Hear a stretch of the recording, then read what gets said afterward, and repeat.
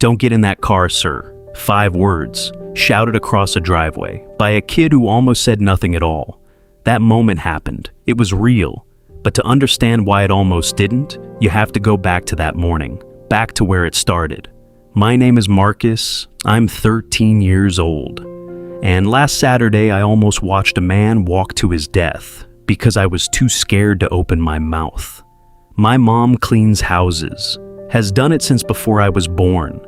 Every Saturday, we wake up at 5:30, take the bus from Bridgeport to Greenwich, and she goes to work inside houses that are bigger than our entire apartment building. I wait. Stay out of the way. Don't touch anything. Don't cause problems. That's the deal. Before I get to what happened, I need to tell you about James.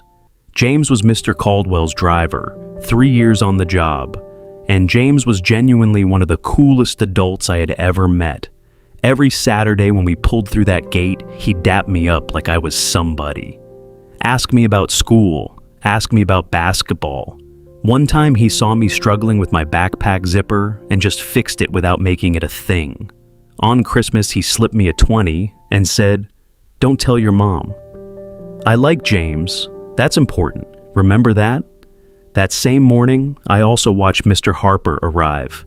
Derek Harper, Mr. Caldwell's business partner of 12 years, white Range Rover.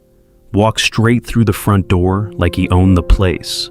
He and Mr. Caldwell spent about an hour laughing in the dining room. I could hear them through the window. Old friends, finishing each other's sentences. When Harper left, he patted Mr. Caldwell on the back and said, "I'll see you Monday, brother." Brother? Remember that too. About an hour after Harper left, I slipped out to the back steps near the garden. The bleach smell was getting to me, earbuds in, not really doing anything. That's when I heard James' voice coming from around the corner of the garage, low, way too low, the kind of low that means someone needs to not be heard. I almost put my music back on, but something made me pull that earbud out. Everything's handled, the brake line's cut. Once he gets in after the meeting, that's all she wrote. I stopped breathing. By the time he hits Route 15 going downhill, they'll call it an accident. No skid marks, no witnesses. Nothing comes back to you, Mr. Harper. Mr. Harper, just make sure you're the one in that boardroom Monday morning. Wire my money by midnight. The call ended. I sat there completely frozen because James, the man who fixed my zipper, the man who gave me $20 on Christmas, that James had just finished planning a murder. I pressed my back flat against the wall and counted to 60. Then I looked around the corner. James was crouched down by the rear wheel of the Escalade. I watched him stand up, wipe his hands on a rag, and then he looked up, straight at me. Everything in my body said, "Run." But I didn't. I just stood there. He smiled. "Hey, little homie, you good?" "Yeah, just getting some air." He nodded, held that look for one extra second, then walked away. I didn't move for a full minute, because that look wasn't a regular look. It wasn't, "Hey, what are you doing outside?" It was a calculation. He was figuring out how much I heard, which meant I wasn't just holding a secret anymore. I was holding a secret that the wrong person already suspected I had. I thought about going home, telling myself it wasn't my business. I almost did. But I kept thinking about that hill. No skid marks, no witnesses. And I thought about something else. All those Saturdays James dapped me up. All those conversations, that 20 at Christmas. I kept asking myself which version of him was real. The man who fixed my zipper, or the man who just wiped his hands on that rag. I still don't know. But I knew Mr. Caldwell was about to get in that car. So I went inside and found my mom in the hallway with an armful of fresh linens, and I grabbed her sleeve and told her everything. Fast. All of it. And then I told her James had seen me. She went completely still. She knew about the contract. The whole staff did. Hundreds of millions on the line. Biggest deal of Mr. Caldwell's career. And she knew Harper. 12 years, birthday dinners, Sunday lunches. The linens dropped out of her arms. She told me to stay put. I heard her downstairs a minute later, a guard's voice. then hers, then his again louder, then hers quiet and flat. It's about his life. 30 seconds, silence. 4 minutes later, a different security guy came and got me. I walked into that dining room, and there was Richard Caldwell at the head of the table, and standing against the wall with his arms crossed was James. Nobody told me James would be in there. My stomach dropped completely. Mr. Caldwell looked at me.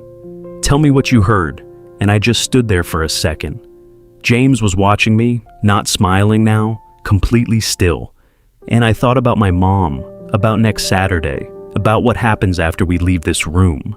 Then I looked at Mr. Caldwell and said every single word, the exact phrases, the pause before Harper's name, the sound of the rag.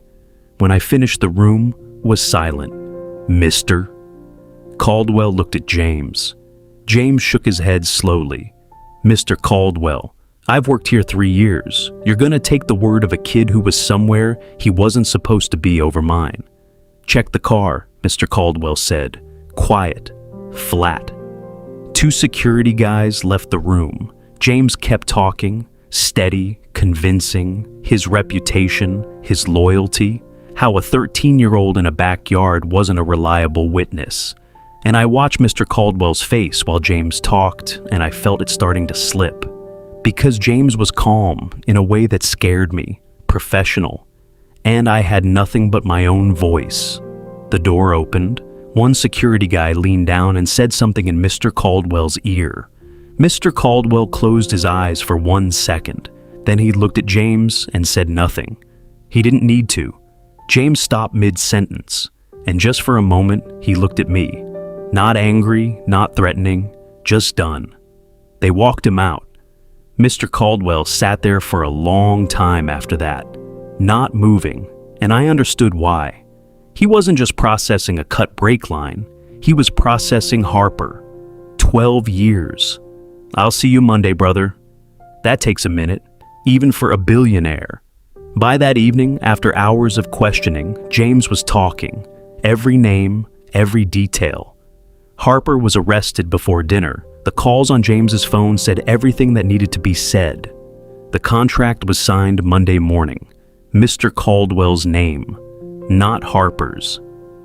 That night, Mr. Caldwell came and sat down next to me on the back steps. Not above me, right next to me. We didn't say anything for a while.